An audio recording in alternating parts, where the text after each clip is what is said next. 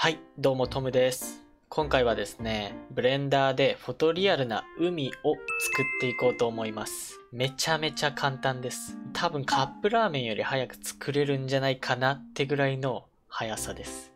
それぐらい簡単なんで、早速やっていきましょう。ではですね、まず HDR を読み込みましょうか。HDR の読み込み方は前回のチーズの動画で詳しく紹介しているので、そちらをご覧ください。で、お好きな HDR を読み込んでいただいたら、レンダー状態にしてください。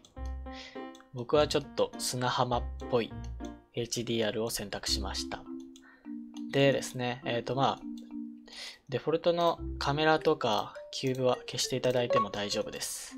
Shift プラス A で、お好きなオブジェクトを追加してください。僕はモンキーくんを選択します。で、このモンキーくんに海になってもらいます。モンキーくんのモディファイアからモディファイアを追加、海洋で、これで、もう、ほぼほぼ海のベースは完成です。こいつをちょっといじっていきます。まずテンションを上げるためにマテリアルから追加していきましょうか。マテリアル、新規、で、ベースカラーを海っぽい色にしてください。このぐらいかな。で、粗さを0.01 で、ここの電波って読むのかな、ちょっと読み方わかんないんですけど、これを 0.9 ぐらいにしてください。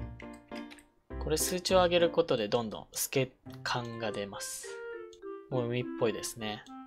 で、今ちょっとぬめっとしてるんで、海のディティールをつけていきます。さっきの海洋のモディファイアの解像度を少し上げます。15とかにすると、もうディティールがついてきて、だんだん海っぽくなってきましたよね。で、波の拡大縮小 2.5 ぐらいにします。すごい、もうこれ海だな。で、波立ちかな。波立ち 1.5。これ数値上げると、なんか波がキリッとします。1.8 ぐらいでいいかもしれないですね。もうこれほぼほぼ海です。ライトとかもいらなければ消してもらっていいです。で、この時間の数値を進めることによって波が揺れるんですね。だからこの時間にアニメーションつけます。時間を右クリックしてもらって、キーフレームを挿入してください。まずですね、ここのタイムスライダーがちゃんと1になってるか確認してから、キーフレームを挿入してください。で、250まで飛ばしてもらって、で、ここの時間を15っていう数値にして、またもう一度キーフレームを挿入します。これで、アニメーションが流れます。もう海っぽいですよね、これ揺れて。海っぽいっていうかもう海ですね。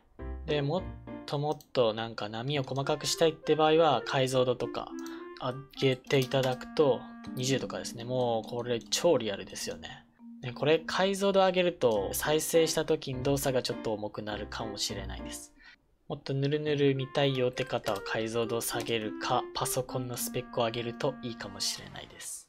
もう完成なんですけど、もっと突き詰めたい方は前回の動画で紹介したレンダー設定を適用してあげるとか、ブルームとかスクリーンスペースオンにしてアンビエントオクルージョンとか、あとはレンダリングした動画や画像に対してコンポジットしてあげたらもうほぼほぼ完成かなと。あとこのグリッド邪魔だよっていう方はここのオーバーレイ表示ってのをオフにしていただくとグリッドが消えるんで、これで見やすくなります。めちゃめちゃいいですね。前回の動画は結構頭を使う動画だったんで、今回は簡単に作れる海の紹介でした。